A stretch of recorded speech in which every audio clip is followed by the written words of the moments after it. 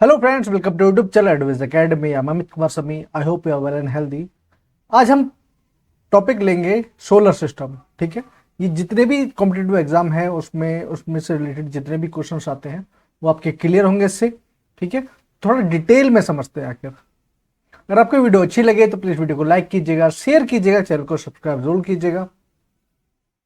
देखिए, सबसे पहले सोलर सिस्टम समझते हैं। सोलर सिस्टम एक्चुअली में है क्या? सौर मंडल।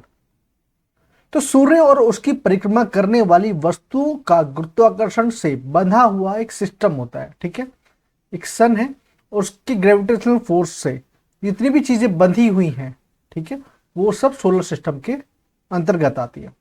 ठीक है, इनमें सबसे बड़े जो 8 पिंड है उनको ग्रह कहा गया है, जो सूर्य से क्रम में 4 स्थलीय ग्रह हैं। ठीक है, बुध, शुक्र, पृथ्वी, मंगल। 2 गैसीय दिग्गज है, बृहस्पति और शनि।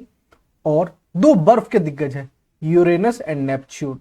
ठीक है, सौरमंडल का विकास 4.6 अरब वर्ष पहले हुआ था, जब एक आणविक बादल का घना क्षेत्र ढह गया, जिससे सूर्य और प्रोटोप्लैनेटरी डिस्क का निर्माण हो। प्रोटोप्लैनेटरी डिस्क होती है, आपने देखा होगा, कुछ इस टाइप से रिंग टाइप की बनी हुई होती है।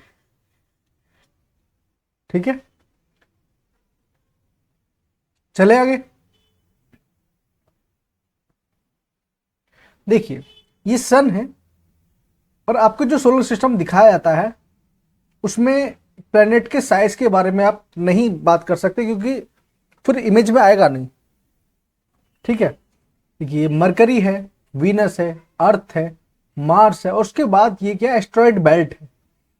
ठीक है, उसके बाद जुपिटर है, सैटर्न है, यूरेनस है एंड नेपच्यून है ना। और ये बीच में एस्ट्रॉयड बेल्ट है।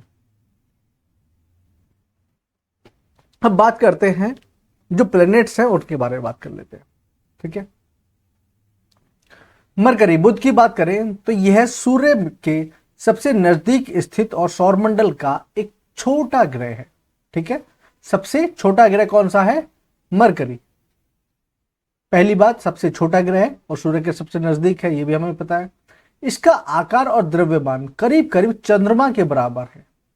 ठीक, सूर्य की एक परिक्रमा पूरी करने में इसको 88 दिन का समय लगता है और अपनी धुरी पर घूमने में 59 डेज। ठीक है, 59 दिनों में ये अपनी धुरी पर मतलब रोटेट करती है। तो रोटेट करने में इसको टाइम लगता है, रोटेट करने में लगता है 59 डेज और रिवॉल्व करने में लगता है 88 डेज।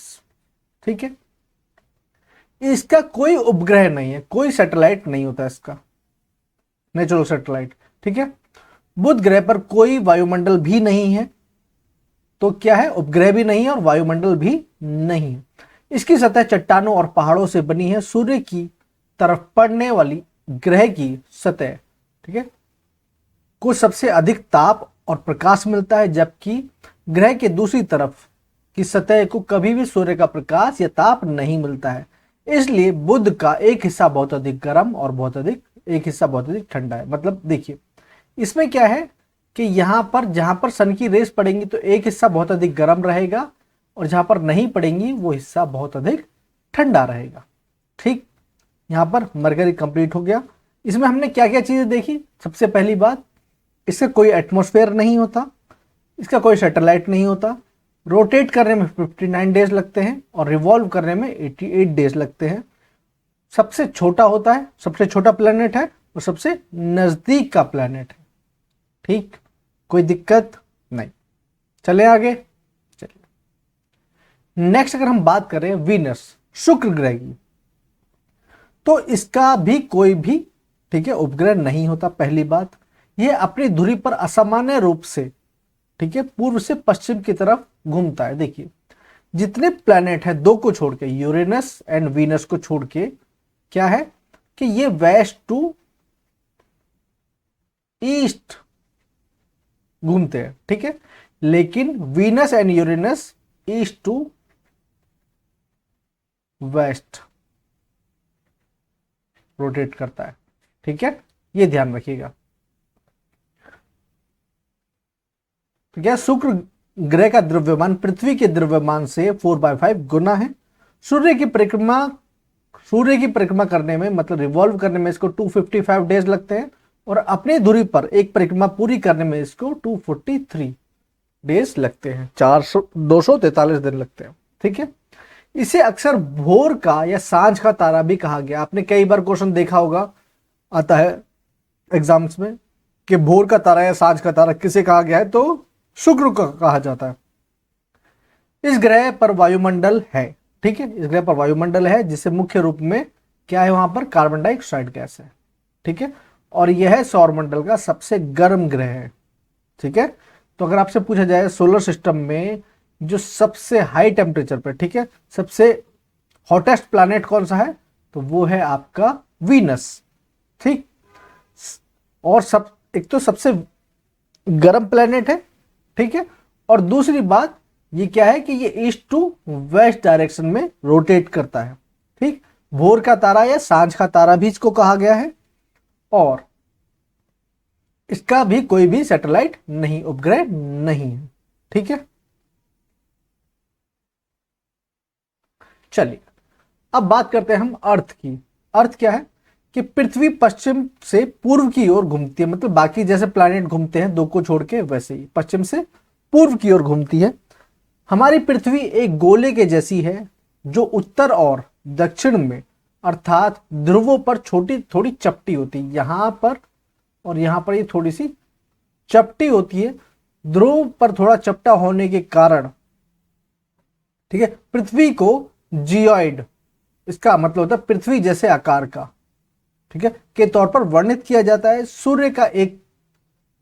सूर्य का यह तीसरा सबसे निकटतम ग्रह है। पानी की उपस्थिति के कारण पृथ्वी को नीला ग्रह भी कहा जाता है। अंतरिक्ष में देखने पर पृथ्वी रंग में नीली हरी दिखाई देती है। कैसी? नीली और हरी दिखाई देती है। पृथ्वी ही एकमात्र एक ऐसा ग्रह है जहां अस्तित्व और जीवन की निरंतरता के लिए कुछ विशेष वायुमंडलीय परिस्थितियां विद्यमान हैं, जहां उचित तापमान, पानी, मिट्टी और खनिज, उपयुक्त वातावरण और ओजोन की परत भी पाई जाती है। ठीक है, जो एक ग्रह पर जीवन को संभव बनाती है।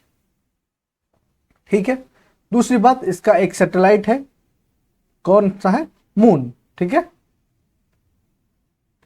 अब बात करते हैं मंगल ग्रह की। तो इसका आकार पृथ्वी के आकार के करीब आधा है।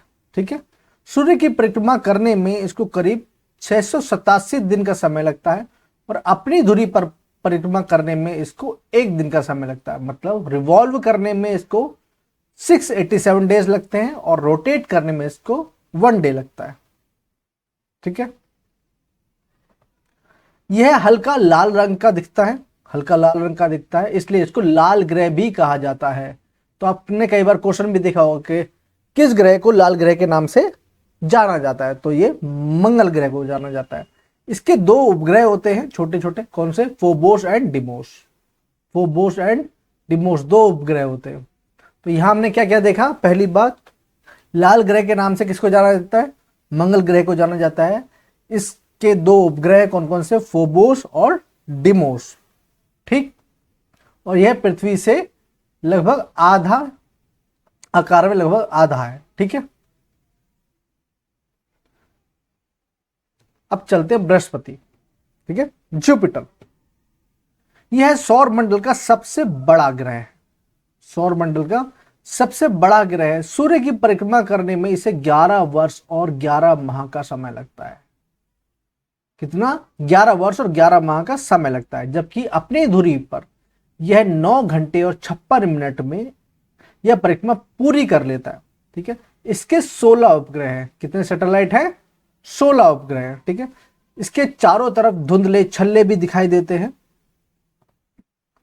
ठीक है, द्रव्यमान के आकार पर इसके आसपास से गुजरने वाले अन्य वस्तुओं पर यह बहुत मजबूत गुरुत्वाकर्षण, ग्रेविटेशनल फोर्स बल लगाता है। आपको पता है कि भाई जितना ज्यादा मास होगा उस हिसाब से आपका ग्रेविटेशनल फोर्स उस हिसाब से लगेगा। गैसीय रूप में हाइड्रोजन और हीलियम, ठीक है, इस ग्रह पर मौजूद होती है। इस ग्रह पर हाइड्रोजन और हीलियम गैसीय रूप में मौजूद होती है। बाहरी क्षेत्र पर बादल के रूप में जो बादल मिलते हैं उसमें क्या पाया जाता है, मीथेन पाया जाता है, और अमोनिया जो पाया जाता है वो क्रिस्टलीय रूप में पाया जाता है। ठीक है, अमोनिया क्रिस्टल की फॉर्म में पाया जाता है। ठीक, और इसमें कुछ छोड़ा हमने, हाँ ये हो गया। तो इसमें क्या क्या देखा हमने कि इसके 16 उपग्रह हैं। ठीक है, इसको रिवॉल्व करने में 11 वर्ष और 11 महीने लगते हैं, रोटेट करने में 9 घंटे 56 मिनट का समय लगता है, और ये सौर मंडल का सबसे बड़ा ग्रह है, सबसे बड़ा ग्रह है। ठीक है, नेक्स्ट बात करते हैं शनि की। ठीक है, बृहस्पति के बाद शनि ग्रह स्थित है। ठीक है, यह पीले रंग का दिखाई देता है, हल्का हल्का पीले रंग का दिखाई देता है।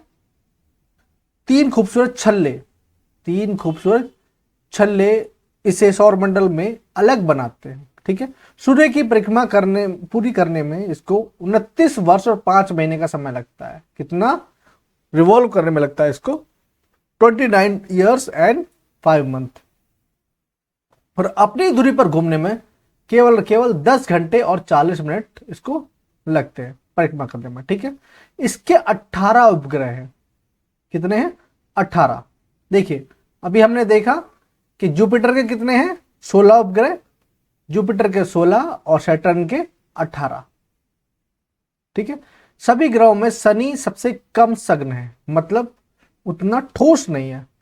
इसका घनत्व पानी से भी कम है। आकार, द्रव्यमान और संरचना में यह बृहस्पति से छोटा है, हालांकि यह बृहस्पति की तुलना में अधिक ठंडा है। ठीक है, उसके कंपैरिजन में ज्यादा ठंडा है ये। नेक्स्ट है यूरेनस। ठीक है, टेलीस्कोप की मदद से खोजा जाने वाला सबसे पहला ग्रह है। ठीक है, टेलीस्कोप की मदद से खोजा जाने वाला यह सबसे पहला ग्रह था। 1781 में विलियम हॉर्सेल ने टेलीस्कोप की मदद से इसे खोजा था। यूरेनस के वायुमंडल में हाइड्रोजन और मीथेन पाए जाते हैं। तो अगर पूछा जाए कि इसमें एटमॉस्फेयर में क्या क्या पाया जाता है, तो आपको हाइड्रोजन और मीथेन पाया जाएगा। ठीक है, यह पूर्व से पश्चिम की ओर घूमता है, जैसे कि मैंने बताया वीनस एंड यूरेनस 2। ठीक है, इसे अधिक झुकाव, ये सबसे अधिक झुका हुआ ग्रह है। ठीक है, यूरेनस में सबसे उल्लेखनीय विशेषता है कि इसका ये सबसे ज्यादा, ठीक है, टिल्ट है, सबसे ज्यादा टिल्ट है ये। सूर्य की एक परिक्रमा करने में इसको 84 वर्ष लगते हैं, जबकि अधिक अपनी धुरी पर यह परिक्रमा करने में इसको 17 घंटे और 14 मिनट में पूरी कर लेता है। ठीक है, मतलब इसको रिवॉल्व करने में लगते हैं आपके 84 ईयर्स। ठीक है, और रोटेट करने में लगते हैं सिर्फ 17 घंटे और 14 मिनट। ठीक है, और इसके 17 उपग्रह हैं। कितने हैं? 17 उपग्रह। ठीक, तो सब ये इसमें क्या चीज देखने वाली बात है कि सबसे पहले टेलीस्कोप की मदद से कौन सा ग्रह खोजा गया था? तो यूरेनस खोजा गया था। और दूसरी बात, ये ईस्ट टू वेस्ट रोटेट करता है, ईस्ट टू वेस्ट रोटेट करता है ये भी। ठीक है, वीनस एंड यूरेनस। नेक्स्ट बात करें नेपच्यून की, तो यह सूर्य के चारों ओर एक चक्कर लगाने में 164 वर्ष और अपनी धुरी पर घूमने में इसको 16 घंटे और 7 मिनट का समय लगता है। और इसके कितने उपग्रह हैं? इसके 8 उपग्रह।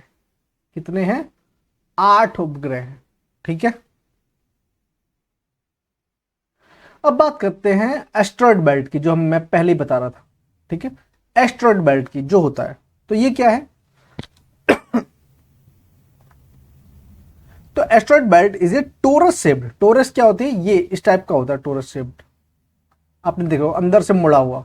ठीक है, torus shaped region in the solar system centred, ठीक है, ऑन द सन एंड रफली, ठीक है, spanning on the space between the orbit and the, देखिए क्या होता है, क्षुद्र ग्रह बेल्ट सौरमंडल में एक टोरस के आकार का क्षेत्र है जो सूर्य पर केंद्रित है और लगभग बृहस्पति और मंगल ग्रह की कक्षाओं के बीच का स्थान में फैला हुआ है। इसमें बड़ी संख्या में ठोस अनियमित आकार के पिंड और क्षुद्र ग्रह या लघु ग्रह भी कहा जाता है, ये सब इसमें पाए जाते हैं। ठीक है, और ये किस वजह से? ग्रेविटेशनल फोर्स की वजह से ये बीच में टिके हुए हैं और यहीं पर रोटेट कर रहे हैं। ठीक है, अब बात करते हैं हम एस्ट्रॉयड क्या होता है, क्षुद्र ग्रह होता क्या है। तो क्षुद्र ग्रह सूर्य की परिक्रमा करते हैं, ठीक है, और सौरमंडल के सबसे छोटे पिंड है। वे धातु और चट्टानों से बने होते हैं और कार्बनिक यौगिकों में से बने होते हैं, ठीक है। ये धूमकेतु के समान होते हैं, लेकिन उनमें कोमा, ठीक है, जैसा धूमकेतु नहीं है। मतलब एक कुछ एक्सेप्शन भी होते हैं ना, उनमें तो कोमा जैसा धूमकेतु नहीं है। क्षुद्र ग्रहों की कक्षाएं छोटी और अंडाकार होती हैं, ठीक है। खगोलविदों ने लाखों क्षुद्र ग्रहों की खोज की है, जिनमें से कुछ की चौड़ाई सैकड़ों किलोमीटर की है, ठीक है, और कुछ धूल के कणों के जितने हैं। मतलब बहुत छोटे से लेके बहुत बड़े से बड़े तक होते हैं, ठीक है। उनको क्या बोलते हैं, एस्ट्रॉयड बोलते हैं। कॉमेट्स, धूमकेतु, ठीक है। धूमकेतु भी सूर्य की परिक्रमा करते हैं और सौरमंडल की अपेक्षाकृत छोटे पिंड होते हैं, ठीक है। जब धूमकेतु सूर्य के निकट जाते हैं तो वह उनकी बर्फ का कुछ भाग पिघलता है, और बर्फ का कुछ भाग पिघलता है तो अन्य पदार्थ सूर्य की गर्मी से, ठीक है, कारण वाष्पीकरण होता है। जैसे कहते हैं टूटता हुआ तारा दिख रहा है आपको, वो यही होता है, कॉमेट्स होता है, ठीक है। इसके परिणाम स्वरूप एक चमकदार, ठीक है, प्रभाव मंडल बनता है, बाहर की ओर से फैलता है और अंतरिक्ष में तैर रहा होता है। बर्फ और अमोनिया और मीथेन जैसे यौगिक के अस्पष्ट बादल जैसा, ठीक है, खोल विकसित होता है, जिसे कोमा कहा जाता है। यह धूमकेतु और क्षुद्र ग्रहों के बीच में एक उल्लेखनीय अंतर है।